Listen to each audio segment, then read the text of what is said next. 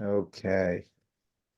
All right. So we are on page 65, I believe. We've been going through, we're in chapter 3, which discusses the 5 prerequisites for one to have trust in Hashem, to be able to have trust in Hashem. And the first of the 5 reviews the 7 characteristics one needs to have in order to be able to trust them. So what the first prerequisite to be able to trust Hashem is to know that only Hashem has the 7 qualities needed for one to actually trust. Now, when we it would require us to review these 7 characteristics a good number of times, if not an endless number of times, so that we become more and more clear about the fact that only Hashem has the characteristics to trust that are necessary for us to trust someone, and that if we we would almost naturally, when we see ourselves trusting something or someone else, almost naturally realize that this isn't trustworthy. And when we say that someone isn't trustworthy, it's not a condemnation of them. It's just that a human inherently isn't absolutely trustworthy. The best we can do with a human is trust that they're doing their best. But we can't trust that they will absolutely be able to provide it. When we're talking about trust, trust means, at least in the absolute sense that we're talking about it, it means that I know that Hashem will give me this good.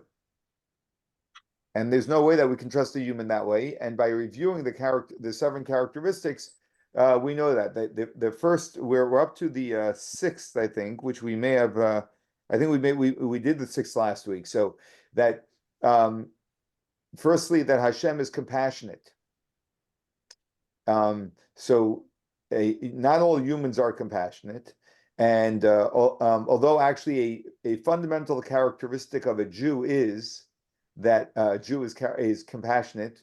In fact, the Talmud says that if you encounter someone who shows a high level of lack of compassion, it actually throws into question their Jewishness. Now, I'm not suggesting, and I'm strongly suggesting that we not question someone's Jewishness based on that. Even though there is basis for that, but we're not the judges for that. But the point is that Hashem is absolutely compassionate, and even though we are unfortunately sometimes raised with a belief that God is more judgmental than he is compassionate, that is part of what Rabbeinu Bachya ibn Pekudah is dispelling. That simply is not correct. And so that's number 1, that God is absolutely compassionate. Number 2, that God is attentive to all of our matters. God pays attention to every single thing going on in your life, which is which is a very extreme statement when we think about it. That means that Hashem is attentive to the fact that I may have a headache. Hashem is attentive to the fact that that there's an inconvenience that's going on. Whatever minutia we feel there may be, Hashem is attentive to it. That means he's paying attention to it. Often he's more attentive to it than we are. That Hashem can overcome any obstacle because Hashem is all powerful. That Hashem knows what will be the truest benefit for us, which we don't know. We're very short-sighted. In general, as humans, we make decisions which you've heard me say, I think, many times, it follows the shorter, longer way, which is a short-term benefit, but a long-term lack of benefit. Hashem is the only one who truly knows what is to our benefit. An example of that is that when Hashem makes a decision for us out of his compassion and love and kindness, he will sometimes make a decision which will be short-term or in our physical life not convenient, but will ultimately serve us eternally. Then there's that Hashem is the one who has always taken care of us. So Hashem, because if someone is someone you can absolutely trust, that means that they're always there, always available, always attentive, always caring. So from the moment we were conceived, Hashem has been taking care of us. And the sixth characteristic that Hashem has that one needs to have in order to trust for us to trust Him absolutely is that Hashem is the only one who has complete jurisdiction over us. Hashem can do anything and everything that Hashem wants over us. And now the last one is the very critical one, that Hashem is generous and kind to the undeserving as well as the deserving. That Hashem's kindness is not limited to whether we deserve it or not. Very, very important. So we're on page 65, where it says the seventh quality. So the seventh quality, it should be clear to the person that all things in existence in this world, both those that are essential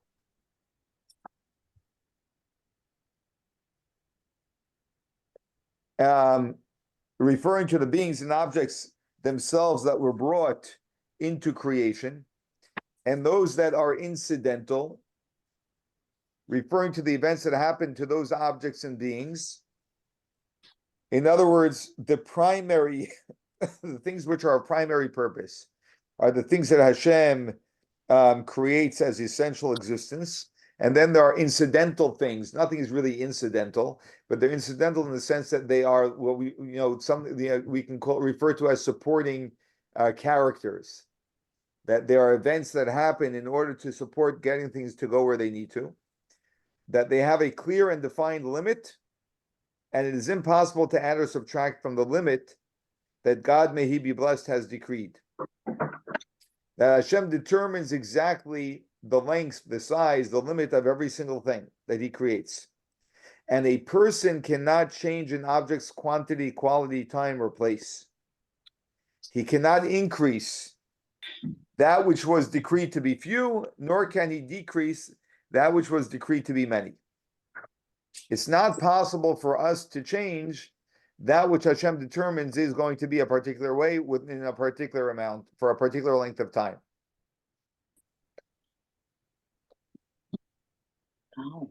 Now, this is a little bit confusing, so I just want to say that we can influence the amounts, even though really that influence Hashem always knew we would influence, so it doesn't really change ultimately what Hashem determines, if that makes sense. So similarly, a person will not be able to delay something that has been decreed to be early, nor is he able to hasten something that has been decreed to be delayed. I guess the simplest way to understand this is this way. When Hashem ultimately decides that something will be and how it will be, that is what will be and that is how it will be. Which is another way of saying that Hashem is all powerful and Hashem is all capable. And therefore Hashem can do anything and no one can get in the way of that. So from a point of trust, if Hashem decides that a certain blessing will be bestowed upon us, no one and nothing can take that away from us. So sometimes we live in such fear that I'm scared of this person, they may do something to me. The only person we need to speak to is Hashem. Because if Hashem determines that that will not happen to us, this person can do whatever they want. It's impossible for them to actually bring this negativity to us. So if you look at on the bottom of page 66, where it says it's impossible to add or subtract from the limit that God, may He be blessed, has decreed. The Chovot Halevavot illustrates this with the following example. The day before a boat was supposed to set sail, its captain was falsely accused by the ruler, thereby delaying the voyage. During that period, pirates wreaked havoc at sea, so that when the boat finally set out, the crew, fearing the terror, took a different route. The new route caused the boat to crash into rocks. All the passengers drowned, and the sea carried a case filled with treasures to the shore. At the same time, the ruler of a different city was falsely accusing a righteous person of wrongdoing, causing the latter to flee to the seashore. At that very moment, the case with treasures floated to the shore. The righteous man took the case and consequently was able to support himself for the rest of his life. The initial cause of the righteous man's livelihood was the first ruler's false accusation.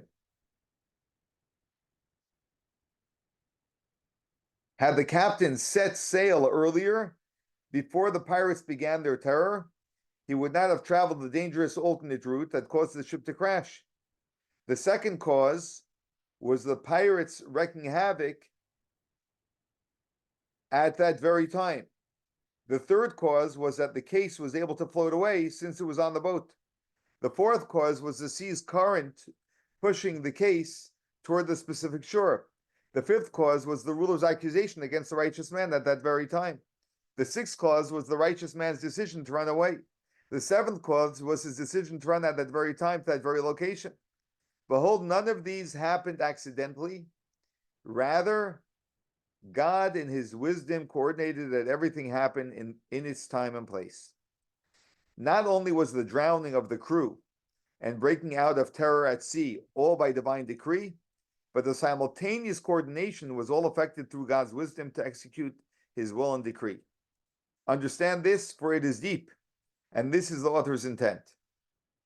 Basically, if we try and calculate how things come about, we are so short-sighted because we don't even know, an eighth of the story.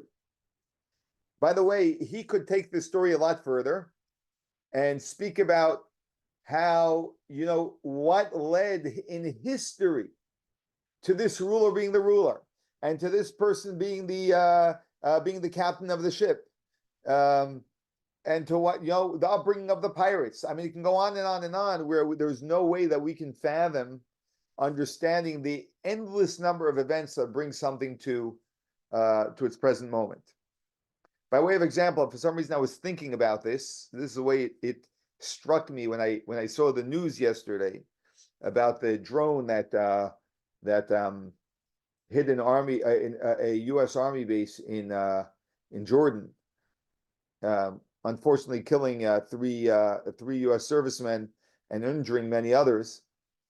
Right? That this is, of course, this is the hand of God. Again, I want to say, so we're clear, that it doesn't take away the full responsibility of those who became the agents of this evil, although it would happen because God destined that to happen. But so the short-sighted view, which has some value, is that someone made a certain decision or a few decisions in the last few months which led to this happening. And I'm not negating that, but I am very clear that is just a small piece of a much bigger story. And it's also clear to me that this is directly related to what's going on in Israel. And what I mean by that is that it's directly related in the fact that Hashem is orchestrating things here, which we can't really fathom in its fullness, but in part we can, in some small way. But and what this is going to lead to, which is going to lead to some very good things for the world, because we trust that Hashem does everything for the good. And but we only see a minutia of the picture. That's the point. We only see a minutia of the picture. And that's why sometimes if we're very short-sighted, which we often are, especially if it's personal. So we're talking about something which is very impersonal. But when it's personal and we're suffering from it, in the moment, it's very hard for us to see the bigger picture. Because we only see that this is a terrible thing that I'm experiencing right now. But when we have trust, we trust that Hashem is doing this for the good. So we continue on the top of the line on page 66. A person has no control over how long he will live, how much money he will earn, and when something will happen. Everything is in God's hands. Although a person often seems to have influence over what will happen, this is not really true, as the author continues. Now, by the way, these are very challenging statements, because we all instinctively live in a belief that we control how much money we make and we control how long we live. In fact, much of our time is spent on that, in that belief. And the challenge is creating the balance between doing which he's going to speak about later in the chapter, doing what I am meant to do, so that through which God sends his blessings of health and his blessings of livelihood, versus getting caught up in the fact that what I'm doing is creating my health and creating my livelihood. Right? So we have to, in some respect, we have to act as if we are controlling our health, while knowing that my doing this won't necessarily mean that I will be healthy. It will only mean that I did what God has asked me to do, which for him to send his blessing of health. And then Hashem has many other factors involved, in the way he makes decisions. And I trust that I will be healthy. I'm doing what Hashem tells me to do, which is take care of my health on a human level, on a realistic level, which is to do, whatever our medical world teaches us, keeps the body healthy. And then I trust that I will be healthy. And in the event that someone, because this is always the question, what happens if someone's not healthy? In the event that for whatever reason, Hashem brings unhealthiness to a person, that we trust that is for our ultimate good, and we trust Hashem will make us healthy. Always living in that space of trust. Again, for someone who has attained that very high level of trust, we're aspiring. We're all aspiring and growing towards that. And whenever we're playing an advanced game, I'm using that as a euphemism for operating on a very high level. And by the way, as I've said in the past, anyone learning Shaar Habitachon is operating on a high level already. Even if you feel that your trust is not very advanced, the very fact that you're engaging in this means you're engaging on a much higher level than most people are willing to engage. Right? What happens as we engage in the higher and higher levels is that the nuances become more and more subtle and more difficult to hone into. Okay, so they're very subtle. So it's like, 1 second, I have to take care of my health, but my taking care of my health is not what gives me health. That's a very subtle nuance, and that takes a while for us to wrap our minds around. But that's actually at the core of our relationship with Hashem. That I go to work, I have a business, and the success of it is not me knowing how to run a business. The success of it is the success Hashem sends through the business. I just need to make sure that there is a functioning business running. Okay, so page 67, which is why, by the way, many people spend so much time. It seems to have been, I don't know, it's my impression that it's become a little bit more trendy. I don't think in the circles of our class necessarily, but it seems like online a lot of people are into like trying to figure out, and invest so much time in how I'm going to live longer, and like doing all of these very radical things.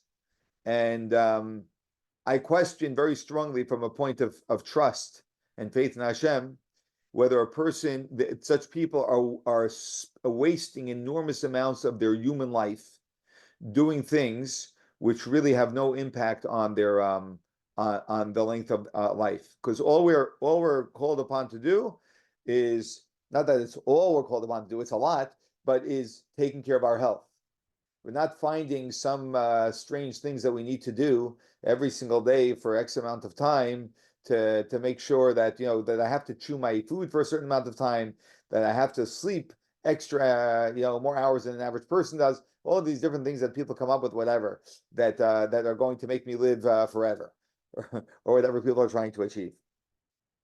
So at top of page 67, that which does happen in this manner has been decreed by the Creator from the beginning of creation. Anything that happens has been decreed by God, because if it happened, it's a proof that that's what God wanted to happen. Because it's impossible for something to happen if God doesn't want it to happen. It just won't happen. Can't happen. Although sometimes we do see new, strange, and unexpected things, those things were also decreed by God from the beginning of time.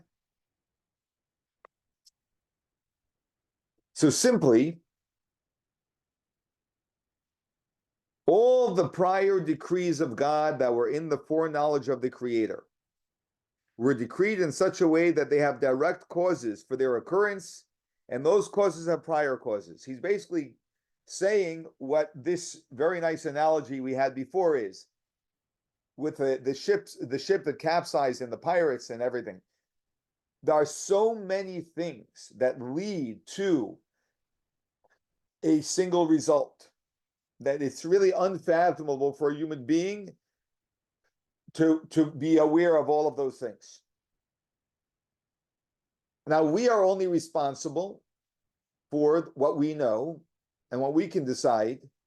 However, from the point of truth and from Hashem's point of view, there are an endless number of things that lead to a particular one single outcome.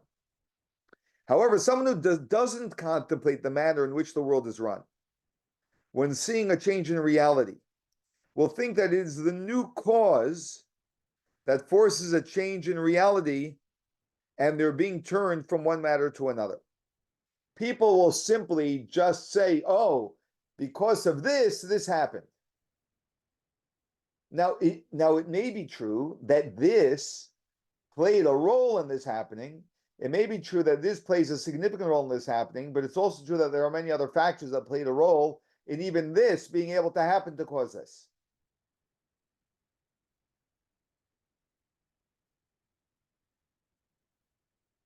In other words, I'm trying to address some of the conflicts that appear in our minds with these ideas, which of course are not conflicts. It's just we need to wrap our minds around it. The fact that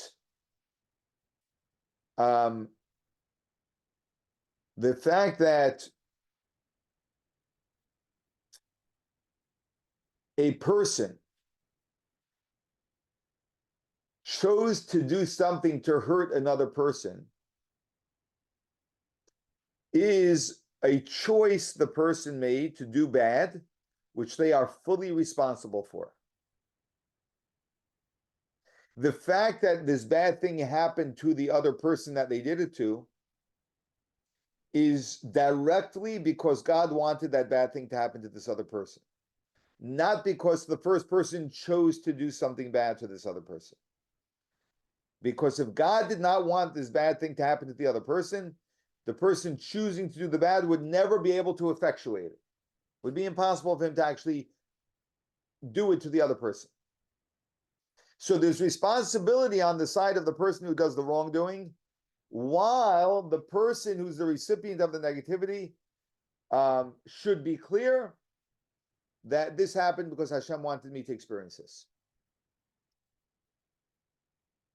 Now, for most people, it takes a lot of thought with many experiences to wrap our minds around that. because we are so convinced of the direct correlation between you doing something and me experiencing something as you being the cause of my experience. And I would say that a good exercise for training ourselves not to quickly associate the cause and the effect is the way we make the same mistake, even though it's a little bit different, but it carries a very strong similarity. The way we make the correlation between what you say and how I feel. The same way, when you say that I am ugly and I feel hurt, your words that I am ugly do not cause my hurt. Yet we so instinctively, right, live in the belief until we train ourselves otherwise that you hurt me, and we say those words, you hurt me, right? That is a good exercise when we can begin to separate those two and you realize that what people say and how I feel are really disconnected. It's not cause and effect. Likewise, when someone does something bad to me and I experience that bad, that it's Hashem. So someone who lives in a place of trust knows this is Hashem who wanted me to experience this. And that's a very powerful way to live. And you know, when we live that way, we are so much less angry.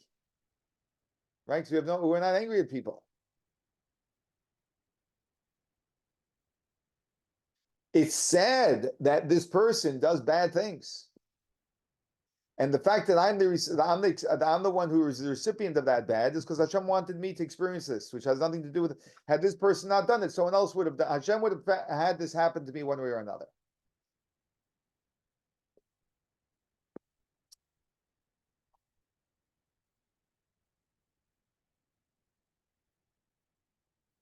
I'm not sure why, just a second, everyone.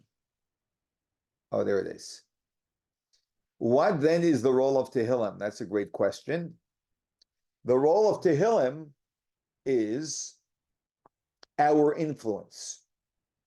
So when things happen in the world, actually very often, although we never know exactly, but very often the reason why Hashem does different things is to awaken us. And one of the ways that we become awake is by, we'll say, one expression of that would be to say Tehillim. And that's exactly what Hashem sometimes wants from a situation. Sometimes it's not exactly, but by us interceding and showing love for a fellow Jew, let's say, who needs help, and we say Tehillim for them, that creates a merit where Hashem changes the situation for that person. So we can influence. I hope that answers the question. I know that there are many more questions that we can go down this road. Well, did Hashem decide this originally, or did Hashem not decide this? Right? And that goes into the question of, the very fundamental question of freedom of choice versus destiny. If there's destiny, do we really have free choice? Right? And the answer is Hashem knows how we're going to choose, and therefore Hashem knows destiny, if you will. That's a simple way to answer that question. Hashem knows the future. So Hashem knows whether we're going to say Tehillim or not, and therefore knows the eventual outcome. So Hashem knows all of the steps that are going to happen. So that's how Hashem can know the ultimate result. It's like certain people, let's say a person comes to you with a problem, and you advise them. And when they leave you, you know that everything's going to be fine. So someone asks you, how do you know? I can just sense from the way our conversation went that they really understood and that they were really committed to, and they're going to do it, and everything's going to be fine. Now, while you can't know absolutely because we're humans, but the point is that there's that strong sense of knowing, or knowing as much as we can possibly know as humans. Now, Hashem, who absolutely knows, knows what we're going to do, and therefore knows the ultimate result. Can you clarify the role of personal responsibility? I would explain personal responsibility as, in any situation we're in, to ask ourselves, what am I meant to do in this situation? Which is really a very radical position to take. So, for example, if someone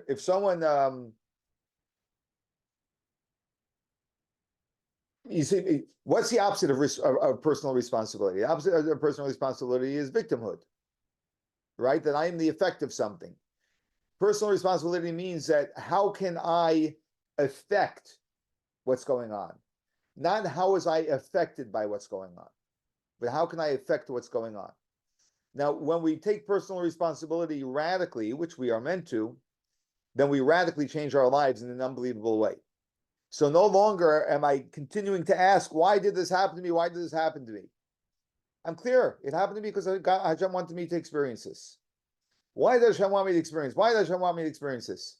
Either I'll know or I don't know. Very often we don't know. Not sure why. Sometimes we have a sense, and that may be very good.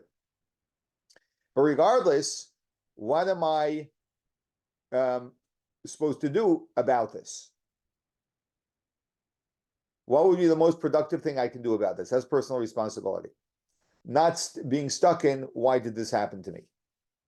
Which is the victim, and what I can do about this is personal responsibility. So Hashem continues to change our circumstances, and our role is to ask ourselves, what's my responsibility in this situation? And the way we decide our responsibility is to the best of our ability. Because you can never do better than the best of your ability. Promise you that. And when Hashem sees that, Hashem sometimes inspires us. So we get a spiritual boost from above. That happens very often, by the way. We get some insight. It may seem like it's normal, just a thought that comes into our head, but it's a thought that Hashem often puts into our head, and Hashem guides us. I hope that answers the question. Your question. Okay, so let's go to God is the ultimate and only cause. Oh, we're in the middle of that. The second part. So, however, someone who doesn't contemplate the manner in which the world is run. Most people never think about these things. The ideas we're talking about. So they never think about the fact that there's an endless number. I'm saying an endless.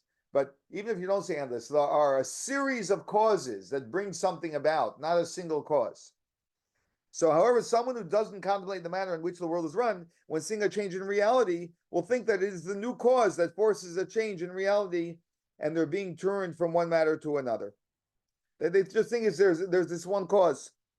In truth, the cause is too weak and insignificant to be themselves the reason for the change. Next page, or transformation. As can be illustrated from the fact that a single grain of wheat produces 300 ears. One single grain produces 300 ears. How in the world does that work?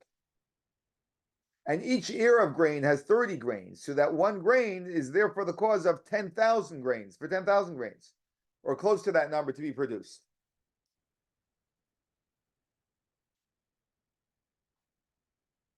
Let's go go back to page 67, the bottom of the page, where it says the cause is too weak and insignificant to be the reason for the change. All that a created being can produce is something from something. So we've discussed this before, and it's very important to review. God creates true creation. True creation is to create something. Creating something means that there was nothing, and now something was created. That's real creation.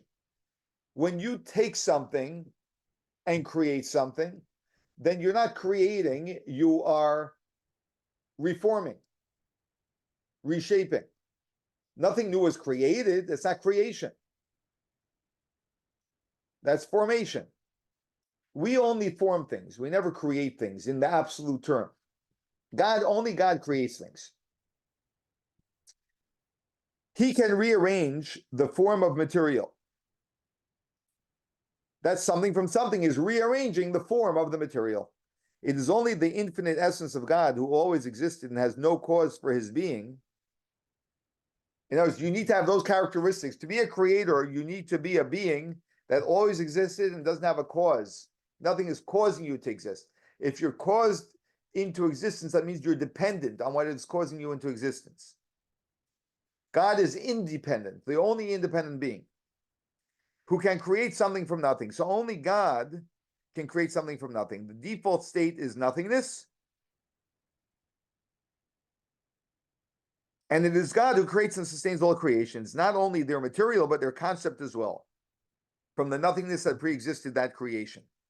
God has also invested certain vessels, primarily the spheres of the sublime world of Atzilus, with this energy to create something from nothing.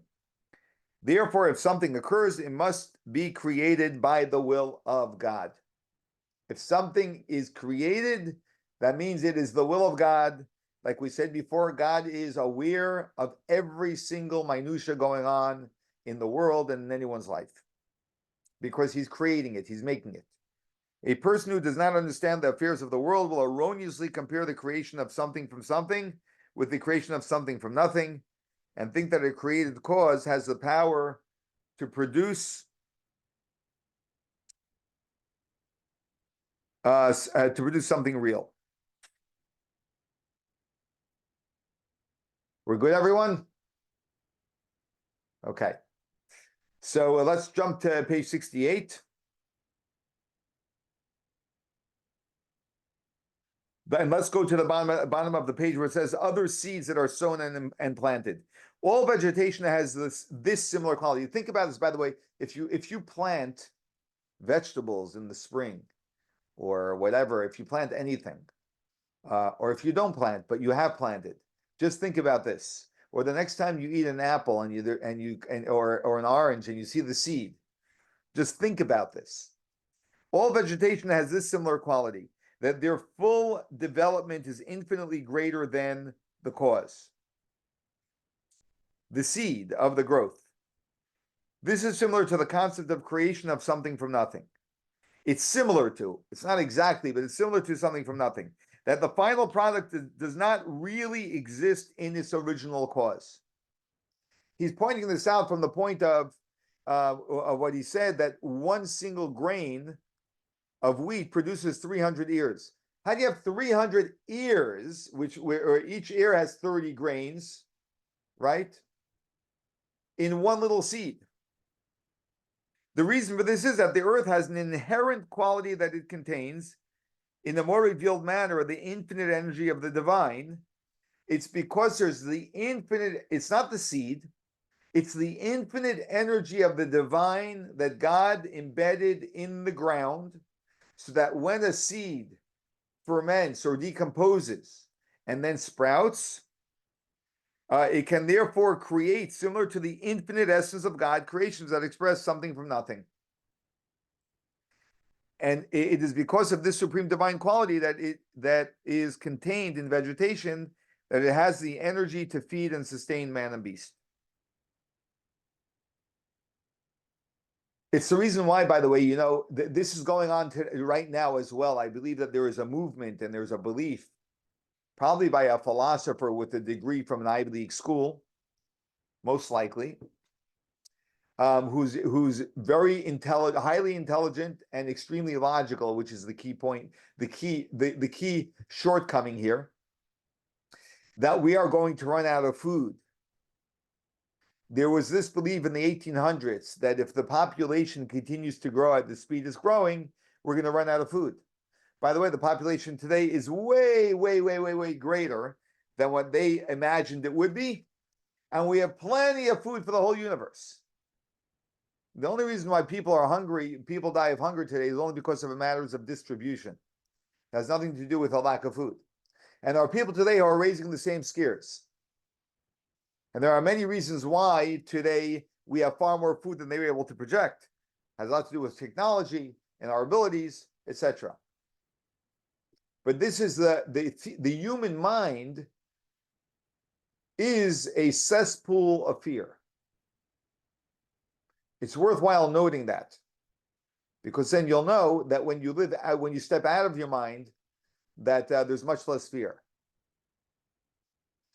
Yes, it was also a theme in the late 60s. Yes, yeah. So let's go back to the second paragraph on the top of page 68.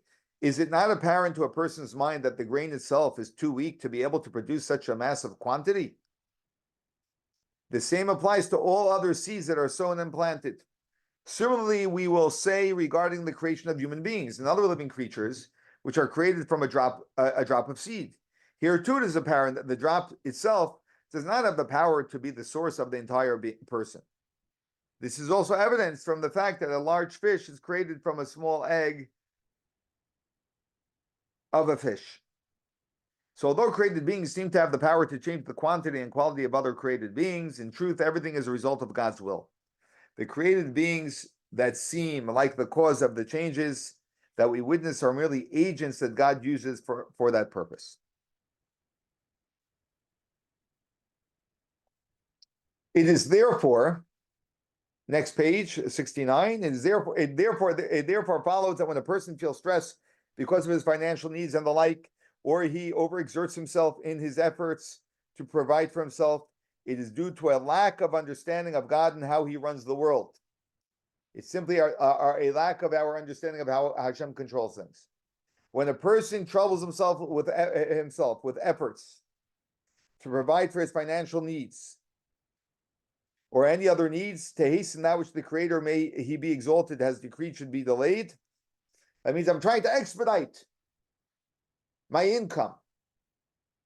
When God has it planned that that income's not coming now, or to delay that which has been decreed should be hastened, or for some reason I want to delay something which Hashem has decreed is going to happen now, or by trying to produce many of that which has been decreed should be few, but by trying to produce few of that which has been decreed should be many, regarding matters of the world, with the exception of those matters that are necessary for the advancement of the observance of mitzvahs and the study of Torah. We'll discuss this in a second. It is due to his weak understanding of the foreknowledge of God, who knows and has already decided at the beginning of creation all that is going to be. It is also due to a lack of understanding of the inherent goodness in which he conducts himself, that Hashem conducts himself with a person, because in truth, everything God does is for the person's good. So sometimes we perceive something not to be good, not being able to see the good that is in it. Now there is a little clause here. He says, except for the things necessary for the advancement of the observance of mitzvahs and the study of Torah. We know we were put here for the to study Torah and observe mitzvahs. That is the reason why God put us here, to make this world a divine place. Simple. You want to know why you're here? To make this world a divine place. That's why you're here. And therefore, if something is impeding my ability to study Torah or observe mitzvahs, then in those areas, God is clearly, that's clear then that God is testing me, and I have to exert myself to be able to observe Torah and to study Torah and observe mitzvahs.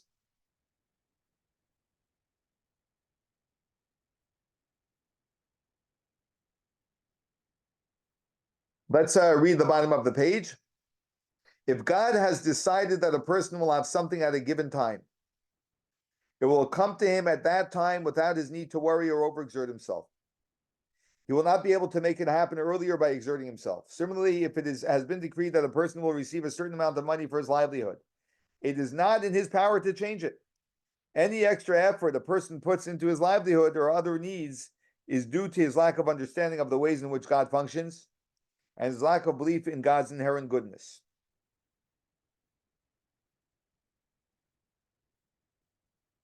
However, regarding those worldly matters that are necessary for the purpose of learning Torah and the observance of mitzvahs, the person is required to make extra effort.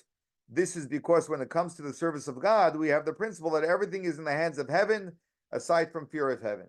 That Hashem says, everything is in my hands, but the one thing that's not in my hands is your service of me. So therefore, Hashem puts that in our hands, and therefore we have to do everything we can to make sure we have what we need to serve Hashem.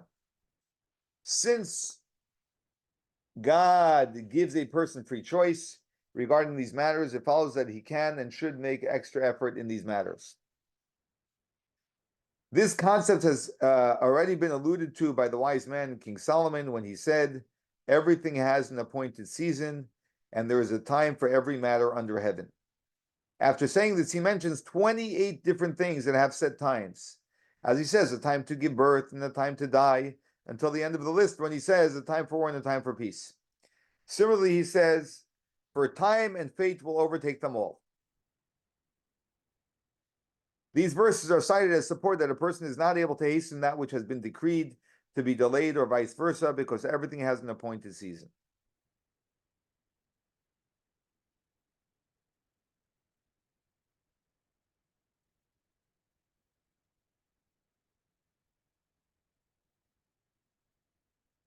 Okay. So the verses are cited as support that a person is not able to hasten that which has been decreed, because everything has an appointed season. He also says, for the highest over the high waits, and there are higher ones over them. This is cited as support that although we perceive the causes of events in a certain way, in truth, those causes have higher causes. And ultimately, everything has been preordained by Hashem.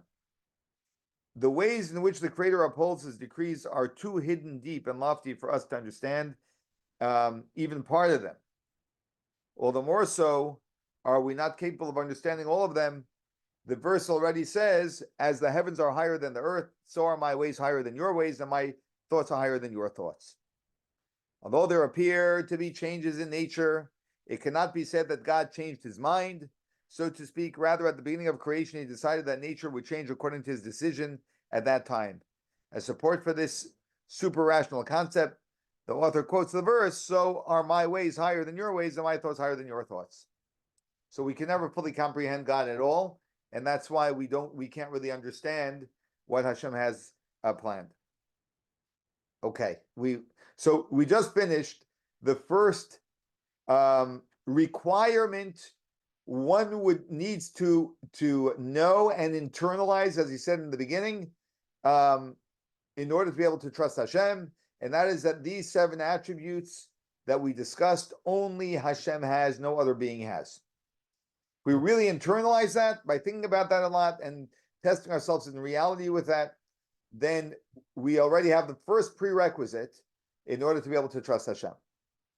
The second prerequisite is a very, very tricky prerequisite, and something I've addressed a couple of times, which is an area that people, I think, are mistaken very, very often. And that is that we fool ourselves. Did you ever notice that you fool yourself?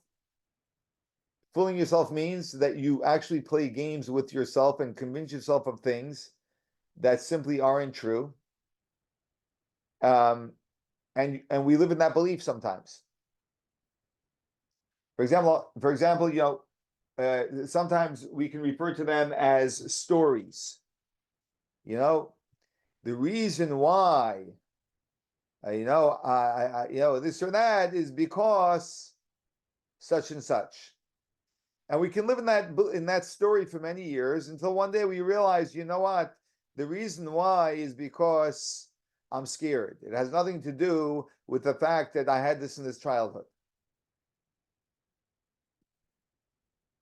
Or, by way of example, actually, I just left a voice right before the class. I left a voice note to a therapist who I'm in touch with.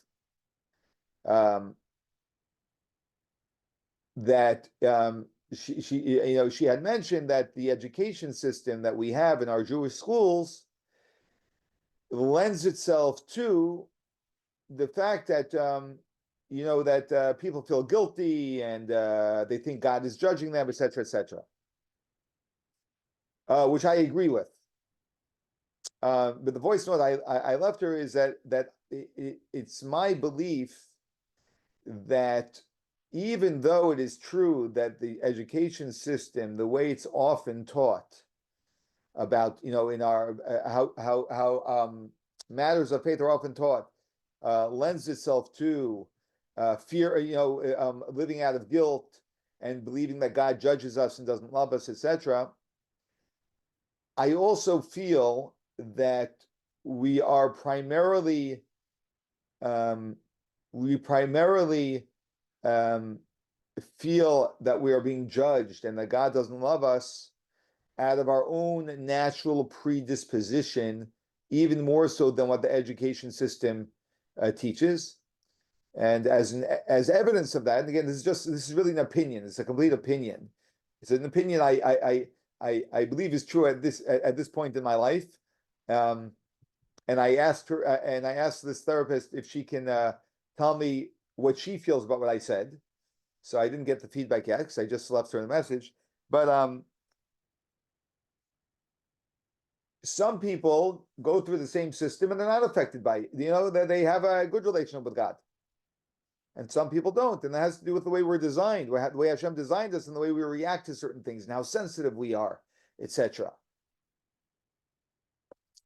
But a lot of times we're busy blaming without just acknowledging, I'm this type of a person, and therefore I had a reaction to this in this way, and now I'm mature and I've grown up, and I can change my reaction to that and see it a little bit differently, which is all part of for me is all part of personal responsibility. I'm not sure how I just got into all of that, but okay. So right. So now, right. So now we're going to be the second prerequisite is complete trust and no lip service. What does no lip service mean? I don't know that it captures it exactly, but let's read the introduction to this next prerequisite. Having said that the first introduction necessary to bitachon is full comprehension of how only God possesses all 7 qualities that are needed for placing trust in another being, the author now continues with a second introduction, that a person must internalize the fact that God knows all his thoughts, deeds, and misdeeds, and knows if a person's bitachon is genuine or merely lip service. See, very often because it's very subtle. When we talk about how a person feels or how a person believes, it's very often hard for us to know ourselves what we feel and what we believe, because we have very strong biases by nature, and we convince ourselves that we believe or feel certain things even though that's not authentic. Now, that doesn't mean we're being inauthentic. It just means that we're struggling to become more authentic. Because we're not deliberately lying to ourselves. It's just it takes time to come to know the truth about ourselves. In fact, something I quote often is that the Frierdiker Rebbe, the previous Lubavitcher Rebbe, before his bar mitzvah, or at his bar mitzvah, his father gave him some guidance. Your son's bar mitzvah, you give guidance. You hear every parent gets up at their kid's bar mitzvah. How amazing you are, and you should know that you're strong and you're capable, and whatever inspiration the parent wants to give the child. So what did the 5th Rebbe, the Rebbe Rashab, tell his son, who would become his successor, the Rebbe, who became an unbelievably powerful individual? He said, "Don't fool yourself." He said 3 things. He said, "Don't fool yourself, don't fool others, and don't let others fool you." It's fascinating to me that this was the guidance he gave him, which makes a lot of sense to me. It's just fascinating to me. But the key is, don't fool yourself means get to a place where you honestly know where you're at and who you are and what's compelling you to do something, and don't lie to yourself. And that's really hard to do because we have very strong biases. That's why speaking to others outside of us who observe us from outside can be very helpful with this. How does a person know if they're bitachon? Like people say, I trust Hashem, I trust Hashem. How do we know if that's genuine? Well, who does know if it's genuine? Hashem. Hashem happens to know if it's genuine. More so than we do. So the point, though, is that a prerequisite to trusting in Hashem is knowing that your trust is genuine. Because if it's not genuine, then it's not trust. I shouldn't say it's not absolute trust, that's for sure. So the second introduction, the person should know and should be clear to him that the Creator is watching over him and that nothing is concealed from him.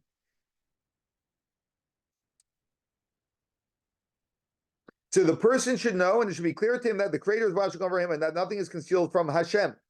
Neither those actions that the person performs in public or revealed for others to see, nor those actions that the person performs in private and are hidden from others. Even his thoughts are not concealed from God. Neither those that are hidden from other people or nor those that are apparent through his speech and actions. God also knows if the person's reliance on him is wholehearted or not. See, the reason why this is very I'm trying to emphasize this is because it's very common that people will say, I trust in Hashem. But trusting in Hashem is a very broad concept. It's not a narrow concept that I'm having this problem and I trust in Hashem that Hashem will give me good in this problem. Because if much of the rest of my life I live in contradiction of Hashem, clearly my trust in Hashem is quite weak. Just to throw if it's okay, right? Let's just say that I'm just going to put this example out, okay? Let's just say I make a salary of $300,000. I'm deliberately, painting this picture. I make a salary of $300,000, and I'm saying that, let's say even I make a salary of $500,000. So we can say that by all accounts, any typical person can live very comfortably with a salary of $500,000. Okay, and I have a problem. Let's say it's a health problem, God forbid. And I tell myself, I trust that Hashem is that I'm in Hashem's hands, and Hashem is good. Hashem will only give me good, and everything's going to be good. And at the same time, I give my level of the amount of tzedakah that I give every year is $10,000. Which, if your math is terribly weak, then I'll spell out for you that $10,000 is 10% of $100,000, and $50,000 is 10% of $500,000. Right? So clearly, right, I'm struggling in my trust in Hashem, because I may be concerned that if I give $50,000, it's going to hurt me financially, or I have a better way of spending the $40,000 that I'm not giving to tzedakah, because I'm going to invest it in another business which will make me even more money, and then I can give even more tzedakah, and I have all my stories and justifications. But Hashem says 10%. I want you to give 10% of what you earn. I don't want you to figure things out for me. I'm telling you what to do, right? Or to be even more explicit, Hashem says, I want you to give 10% of what I give you. I gave you 500,000. I want you to give 50,000, right? So, if I'm struggling with giving that, right, or I'm not giving it, so clearly I have an area in my life where I'm lacking in trust. But what we have a tendency of doing is hyper-focusing where I have a problem, where I want a certain solution, where I believe that bitachon may hack the system to get God to give me what I want, so I'm going to trust him, not even realizing that my trust is so narrow, and it needs to be wholesome, which is the word it has to be wholehearted. When it's wholehearted, it shows up in every area of my life. I trust Hashem. It's simple. It's like a no-brainer. $50,000. What's the big deal? Hashem gave me this money to do this. So that's where I see, both in myself and in others, that bitachon very often is approached as a way for me to get what I want in life. not a way for me to live the life Hashem wants me to live. That's real bitachon. When I'm living a life that Hashem wants me to live. So we have a question: if our bitachon is genuine, would we be taking the class? Rabbi, I'm just mad that is it 100%? Now makes more sense the last thing what you said, right? But for it to be genuine and wholehearted, it also needs to be practiced and studied. Yeah, so realistically, I hope it's okay that I'm saying this. For any of us to have absolute bitachon, reach the point of absolute bitachon, is that's the level of a tzaddik. So from the study of Tanya, we know that we're not going to reach a level of absolute bitachon, which means we have to constantly learn, think, and discuss bitachon. And what we're doing is continuously increasing our bitachon, increasing. And I would say, in the way I see it, that even when we're in a moment where our heart is not fully aligned with bitachon, that means we're worrying, that we would still act as someone who would have bitachon, right? So we can do it with trepidation. Like, I'm giving the $50,000, but I'm scared. Like, what's going to happen? I don't know what's going to happen to me financially. Okay. But at least I'm aligned enough with bitachon that I'll do what I should be doing as if I had bitachon, which really gets us closer to it takes us deeper into bitachon. So ultimately what we're doing is we are increasing our bitachon, increasing. Like I always say, the key is, am I moving in the right direction? That is the only question we should be asking ourselves. Am I moving in the right direction? And then also, and I do think it would be very worthwhile for us to expand ourselves and expand the bitachon outside of the classic realms of health and money, and I don't know what other, maybe nachas from our children. So expanding it into other areas of our life and asking ourselves, is this aligned with Hashem? But if Hashem told me to live this way, can I trust Hashem that by living this way, everything will be fine? Like someone could say, well, keeping kosher is going to add another $5,000 to my budget. Okay, but Hashem told me to do that. Can I trust Hashem? Right? So we have to challenge ourselves constantly.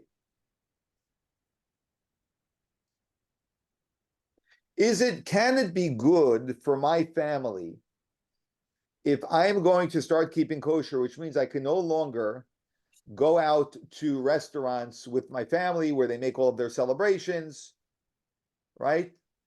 And on the weekends, if I'm observing Shabbos, I won't be able to go out with them, which is usually when they go out, right? So someone can ask themselves, how can this be a good thing? By the way, this is a common question, very common question, right? How can this be a good thing?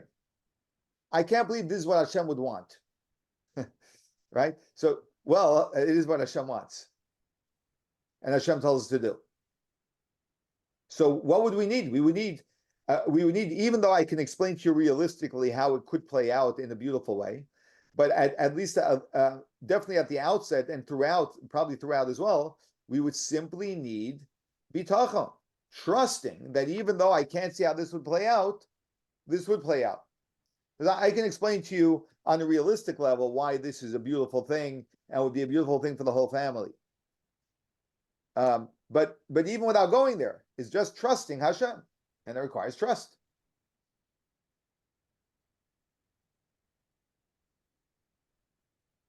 Okay, we'll stop here, and we will continue from here next week, God willing. Very good, everyone.